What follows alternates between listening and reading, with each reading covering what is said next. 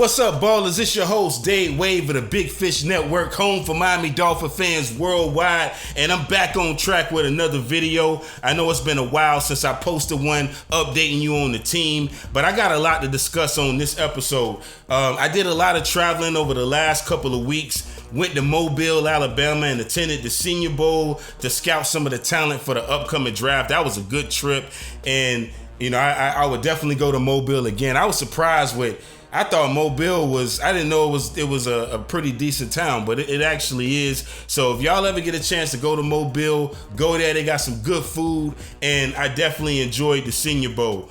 And I got a video on the way where I give y'all my thoughts on who I think we should be coveting from the Senior Bowl. So y'all make sure and stay tuned for that. Click that like button and subscribe to the channel below. Don't forget to click the notification bell so you can get it early.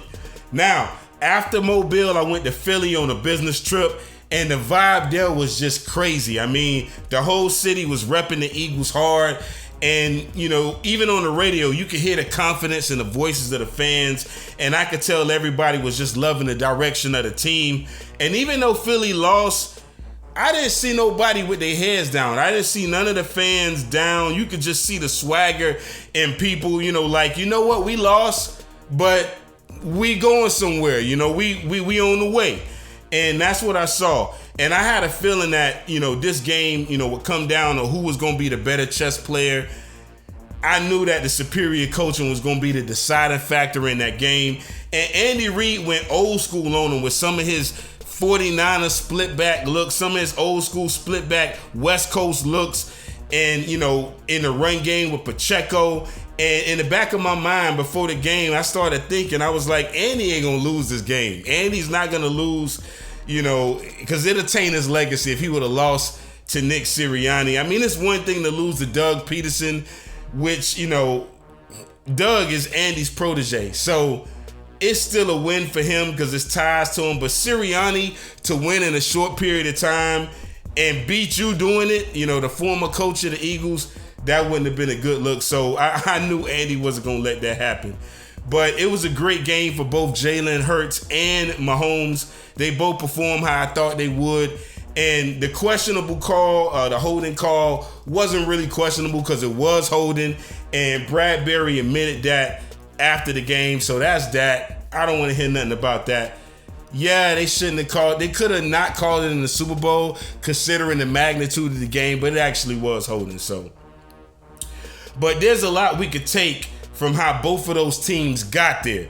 And after covering the Fin squad for the first time this year and seeing the team that I think is trending up if we keep certain players, it's been a good journey for me as my rookie year as a content creator. And I hope I served y'all well. Hope I gave y'all the content that y'all wanted. But we got free agency fast approaching starting March 1st. Followed by the draft. If we could just block out all the negative noise and add the right players there in the draft, we should be on our way to building a dynasty, I believe. Now that we've hired Vic Fangio, I fully expect us to improve on the defensive side of the ball. And I believe that, we definitely have a good core that we could build around going forward. If y'all been following the show throughout the season, y'all know post-game, I'll give y'all my Big Fish Ballers of the Week list, and it's been players that's been regulars. Some players stepped up early and some of them stepped up late in the season, which is kind of weird. But this video here is gonna be the Big Fish Ballers of the Year list, and I plan on doing this annually after the season, but I want all the newcomers to the channel to be up to speed on what a big fish baller is. So I'm giving y'all Big Fish Baller 101 right now. What is a big fish baller? A big fish baller is a player that consistently makes plays week in and week out, heart and soul of the team, made their unit better, made their side of the ball better overall, consistently flashing on tape, captain of the team, or it could be a player that just showed the most heart and leadership to where it impacted games. Could be on whichever side of the ball, offense, defense, or special teams. Now, there's going to be players that didn't consistently do it every single week, but most of the time you could count on them to make the plays that we count on them to make. And those are the players that's on this list. Now, after this, I'll break down the team needs and positional unit grades. But without further ado, here's my final list. Number 1 on this list, quarterback Tua Tagovailoa. I mean, it's not much to say. Y'all see the yards, over 3,000 yards, 25 touchdowns, less than 10 interceptions. And I think he definitely improved this year. Although we haven't got a full sample size because of the injuries, still, I mean, y'all know he's on this list. It's Tua. He's been on this list. He was going to be on this list. I think we need to block out all the noise. Yes, there's quarterbacks we can get. Aaron Rodgers is out there. Derek Carr, who just got cut, he's out there. I ain't trying to hear none of that. Let's stick with Tua and let's build upon what he's trying to do. The man is going to be taking judo classes. So not only is he going to be knowing how to fall and he going to have a swole neck, he going to also know how to kick your ass when it comes to head-on-head defense. So Tua, I'm with you, my dog. You on this list. And he's an obvious pick for this list. And I want to get more in depth into some of the players that maybe is not so obvious. But another obvious one is Raheem Mostert, running back Raheem Mostert. And why is he on this list? The week 1 play that he made at 2 minutes and 30 seconds of the third quarter against the Patriots, where Tua was drifting back and threw it across the field with a defender launching at him. That could have been a negative play. But Mostert broke the tackle and turned it into a great gain. And I think Mostert is also, he showed this year that he's great at running that outside zone. He pretty much carried us in the first matchup against the Jets with Tua and Teddy hurt and Skylar starting. He was the one that helped us move the football. And my favorite run was the one that he had against Buffalo in the snow, where it looked like the man broke almost 10 tackles, almost the whole defense. He broke the lineman tackles, the linebackers tackles, and the secondary tackles. I mean, that just showed heart right there. And he set the tone early also in the Packers game, finding gaping holes and toting it with authority.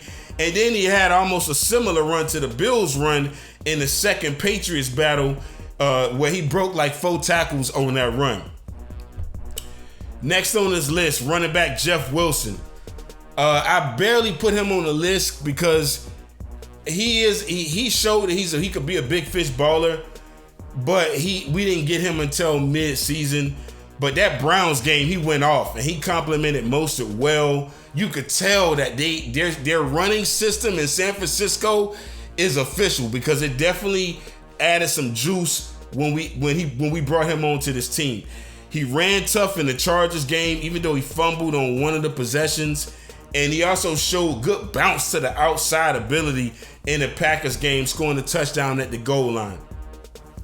Obviously, Tyreek Hill is on this list. Jalen Waddle's on this list, obviously. Do I need to speak about them? I mean, the bombs that they caught from Tua Tagovailoa, the Mark Duper and Clayton problems that we're now able to present for defenses, and they definitely resemble Mark Duper and Clayton. I say Tyreek Hill is more Mark Duper, Waddle is more Clayton. I think we need to get Waddle the ball on more end arounds more often next year, and get him the ball in space. I know, yes, we did get Tyreek Hill the ball on end arounds, but I think Waddle needs to get more of those. Next on this list, Trent Sherfield. I did put him on the list barely also. Yes, he was good and he was reliable all year, didn't drop many passes. I got to credit Wes Welker for coaching up all of our receivers. You didn't really need to coach Waddle and Tyreek because they already had it, but still, I thought he did a good job of helping them with their route running within the offense. That skinny post that Sherfield caught for touchdown against the 49ers, where it looked like he had 80 yards of yak, that's one of the plays of why he's on this list. And then he did a good job of converting on third downs when we needed him. I mean, we added Cedric Wilson. We thought Cedric Wilson was going to be that, but those players that come from your system, Trent Sherfield is from the 49ers system. It could be that Ced just didn't know all the plays and maybe didn't feel confident in the playbook. I don't know if we're going to keep him. If we do, We'll see if he can mature into that third receiver role. But Trent Sherfield had it all year. Even with River Craycraft playing good in the red zone, Trent Sherfield, I thought he played like a big fish baller for us this year. Tight end Mike Gesicki, believe it or not. Yes, he didn't put up the numbers that he put up the last few years, but he made some key catches to help us win against the Ravens. That touchdown catch in the back of the end zone was pivotal to the comeback. His touchdown against the Lions, and he made some key catches. He didn't have the numbers yardage-wise, but I thought he made some key catches, and we didn't utilize him the way we should have. We didn't maximize his talent, but he made some key catches, and he played like a big fish baller to me. I know y'all might disagree. I thought he did.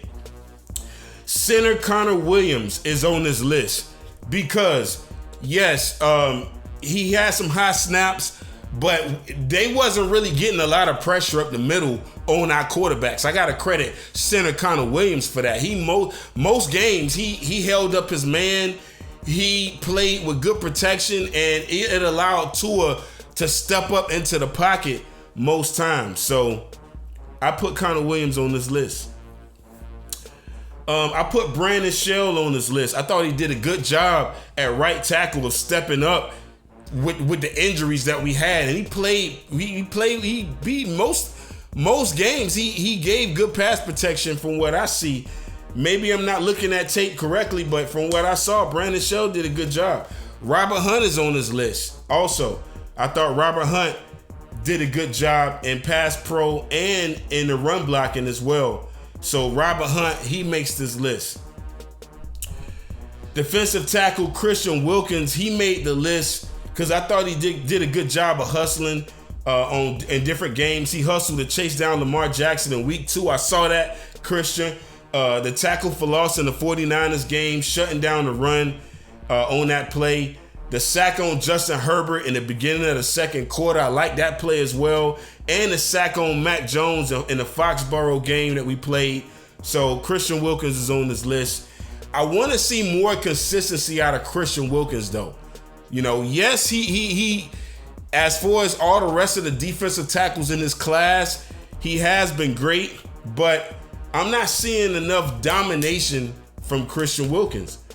Defensive tackle Zach Sala, he was on this list most weeks, so he's definitely on the year list. The week 1 game in the fourth quarter with 10 minutes and 25 seconds on the clock, hitting Ty Montgomery and stopping a run for no gain to force a 4th and 3. That was a key play. Week 8 against the Lions with 12 minutes and 25 seconds in the fourth. 3rd and 9, he gets a key sack to change the game, in my opinion, and helped us make a comeback.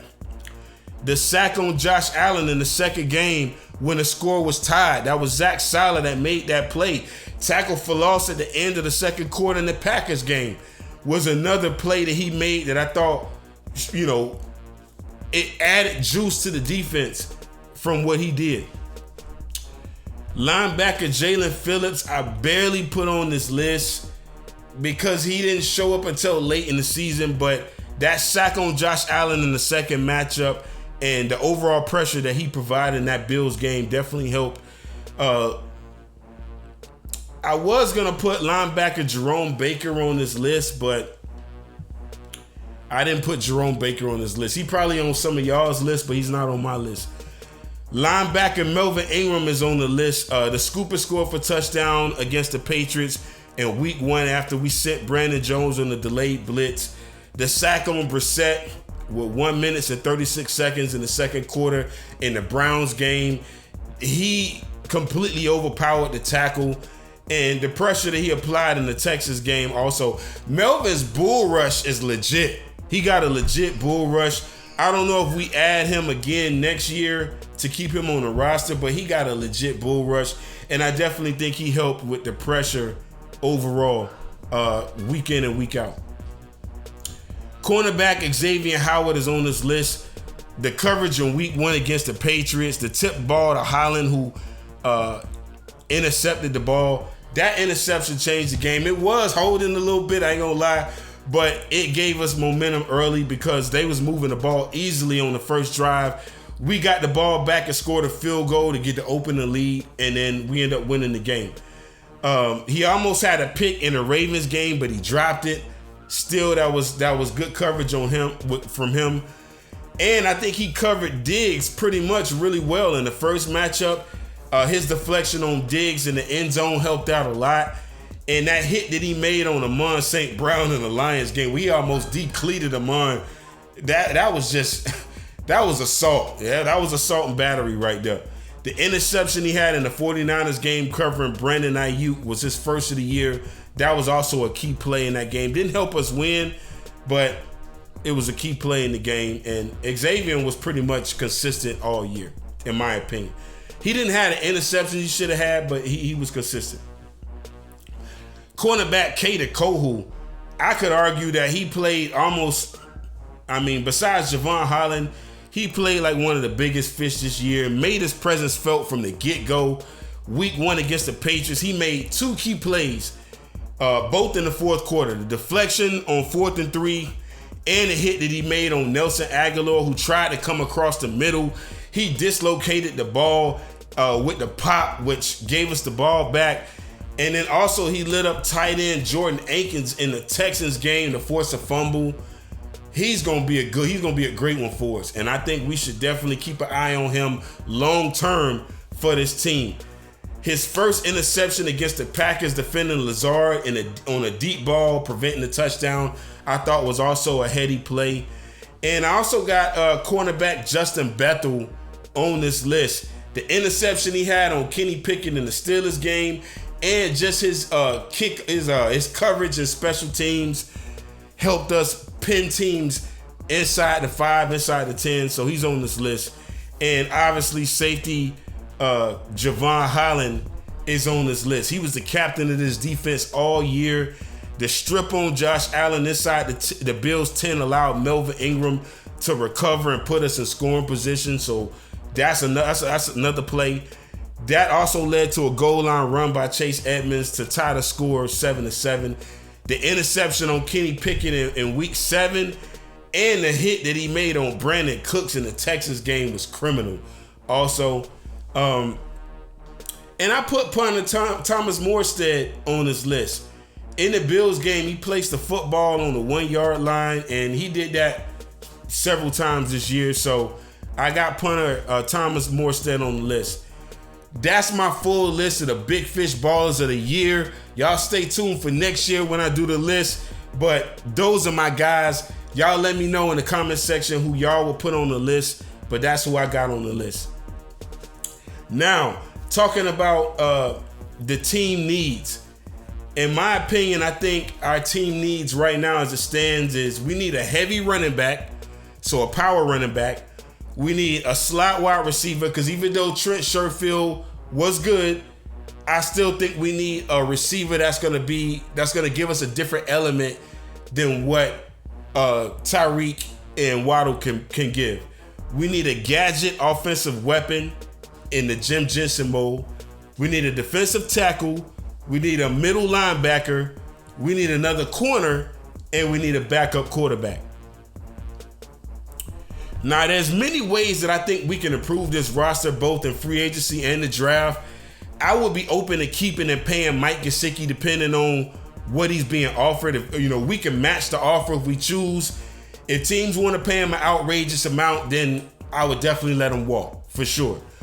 But I just don't want us to have the same scenario that we had with former tight end / fullback Charles Clay. I don't know if y'all remember, but the Bills, they got us with that deal that they gave Charles Clay. They put us in a situation called a poison pill where we couldn't match that deal. And he gave us fits when he was with the Bills. To keep Gesicki, I would look to possibly trade Emmanuel Ogbah, Jerome Baker, or I would definitely try to trade Byron Jones. He can go because I think we have either Kader Kohou who can fill his spot, or I think I didn't think Keon Crossan played that bad. I think we could replace him. We could even find a corner in the draft who could fill his spot. But I got videos on the way covering the 2023 draft prospects and which NFL teams I think we should keep our eye on and watch. So y'all lay around for that. Stay tuned for that. That's on the way coming. But right now, I'm going to give my positional grades for each unit. Starting with the quarterback room. I give it a B+, not an A, because I think Tua's holding down the room. And I didn't see enough from Skylar Thompson. I know y'all did. Yes, he played well in the preseason, but I didn't see enough when we needed him to play to warrant making him the automatic number 2 and back up Tua. Bridgewater's best game was against the Vikings. Other than that, he didn't play up to the level that I thought he could. And I think the trio of Mike McDaniel, Bevel, and Frank Smith has done wonders for Tua. You could see it in his pocket presence, his eye manipulation, and his footwork. But I didn't see enough from the backup quarterbacks. We just got to build on 2022 and get better. Injuries to Uno and Teddy caused us to add vet journeyman Mike Glennon, but I think if Skylar plays well and shows improvement in the preseason, we should allocate him, to the practice squad and search for a legit backup to Tua. Someone who can not only win games or possibly add another dimension to the existing scheme. But yeah, if he plays well in the preseason, we should keep him, but not at number 2. I was hoping that John Lovett could be healthy and get some Wildcat snaps, but he was injured. I do have some options that I think would be a better option at number 2, especially if we keep Mike Gesicki. One of them is adding quarterback Tracy McSorley, who was the quarterback at Penn State when Gesicki played. He's got dual threat ability. I think he could possibly be the next Taysom Hill. Y'all saw what Sean Payton was trying to do with Drew Brees and adding Taysom Hill to that offense. I think McSorley could possibly be that. Easton Stick is also another potential Taysom Hill. There's more, but that's for another video. Y'all got to stay tuned for that. My grade for the running back room is a C+. Raheem Mostert was a beast for us, and our offense definitely improved once we added Jeff Wilson. He played the Thunder role, and Jeff was definitely the Lightning. Both of them are going to be free agents. I think we should sign both and maybe look for future replacements for both, especially Raheem in the draft. We got a while before we could look for a replacement for Jeff, but Raheem is getting up there, so I think we should look for a replacement for him.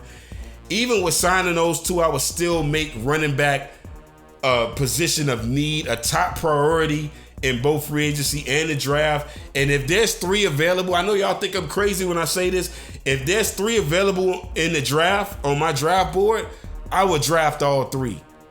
And, I would also like us to find a running fullback if we're going to keep Ingo and cut Lovett. Fullback Jake Vargas, I think he's going to be cut. Now, I think I gave it a C+ because I think Gaskin and Ahmed should be cut. That's why I say we should maybe add, if we can find 3 in the draft, we should add 3. That'll give us 5 running backs. And maybe we can have 1 that we can put on the practice squad to elevate. Gaskin and Ahmed, I would keep Ahmed if we don't plan on addressing running back in the draft. So we'll have Wilson playing the power back, Raheem playing the speed back, with Ahmed, who we should incorporate more if we're going to keep him. Other than that, I would cut both of them. I give the wide receiver room an A-. Why the minus? Because I think there's another level that we could jump to with our air attack if we improve the number 3 wide receiver spot. Again, yes, Trent Sherfield is good, but we already have short burners on the outside. I think our slot wide receivers should be 6'2", 6'3", with more of a T.O. or Rice type of build. I thought Cedric Wilson and Eric Nzukama, who are both 6'2", would be able to be more involved, but Eric admitted that he wasn't used to the speed of the NFL and the playbook, and Cedric just he hasn't shown that he's dynamic enough. River Craycraft did show tremendous openness to the quarterback, and he was a red zone threat, but again, he's not dynamic enough. That's why I think we should try to find another wide receiver number 3. Braylon Sanders, Deshaun Hamilton, Calvin Jackson, they can maybe join the practice squad. I would keep Eric Inzukama and Sherfield, but I would probably cut the rest. That's just me. I know that's kind of harsh, but I would cut the rest. I gave the tight end position a D+, which will be an F soon if we don't sign Mike Gesicki, if we don't re-sign him. I don't think the play caller did a good enough job to maximize his potential, in my opinion.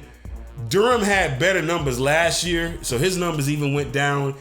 And we haven't used Tanner Connor, Hunter Long, or Sethan Carter, so I put that whole position on the play caller versus the players per se, even though I think we need to upgrade the number 2 tight end spot, which we can do that in free agency in the draft. The O-line I actually gave a B- this year. And I know y'all think that's high, but I think we have a good group of young blockers. I think Robert Jones is a keeper. If Austin Jackson or Liam can pan out, we would only need a young left tackle to be groomed under Teron Armstead. I think we should try to find a center in the draft, a backup center, either to start or backup Connor Williams. Yes, I know we let Coach Applebaum go and hired Butch Berry to replace him, so we'll see how he runs this particular line and how he gets the right combination of guys together. The D-line, I give a C+, because I didn't see enough pressure from us rushing just 4 linemen without blitzing. I think Vic Fangio was brought in to help correct that problem. He's going to be helpful as far as the draft and free agency because he might be able to bring players who were in his system before, which I might make a video on that. And so, that may improve our defense. I like Raekwon Davis's potential, but I would only give him 1 more year. He had a sack this year and he had a tackle for loss, I think, which was good, but I'm not seeing enough consistency with him. Wilkins is solid balled, but I think Solid was more consistent. Yes, Christian made tackles, but Solid had the higher motor in my opinion. And it's going to be interesting to see how Vic decides on this unit. Emmanuel Agba was missed, definitely his pressure, and it was obvious. But do we still keep him? That's the question. Like I said, I would look to trade him. I wish we elevated Ben Steele, who we drafted out of Nebraska.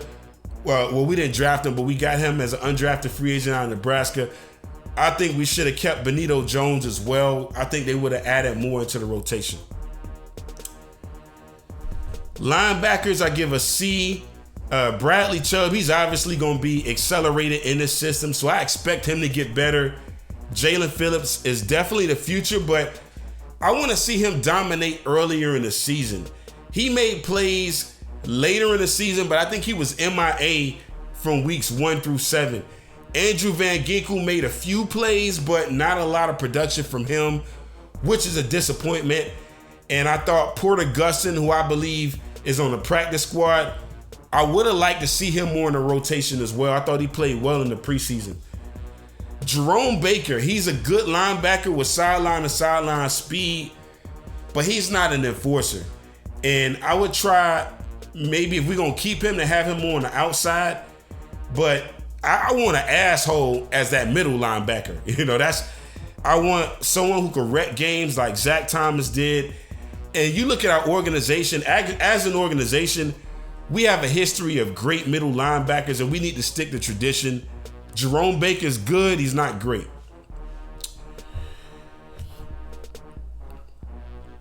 I give the secondary a C+. I think we had too many injuries to really judge the group and make a fair assessment. That's why I gave him that grade. Howard played better than we think. He didn't get the annual interceptions that he usually gets, but he did play legit.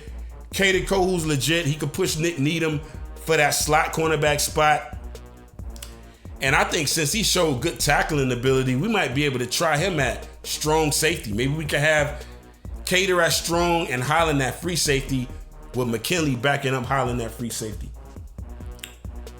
Special teams unit, I give a D+ because we allowed our opponents to start with good field position most games. That needs to be fixed. Our return men didn't give us no good field position, which that also got to be fixed immediately.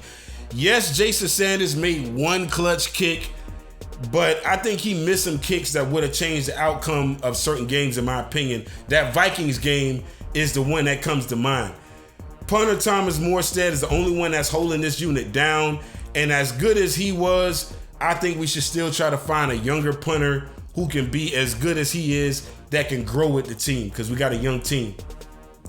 But that's all I got for this video. Y'all let me know if I missed anybody, like I said, on this Big Fish Baller list. And y'all let me know what y'all grades are. What do y'all grade the units, from top to bottom? But till next time, signing off.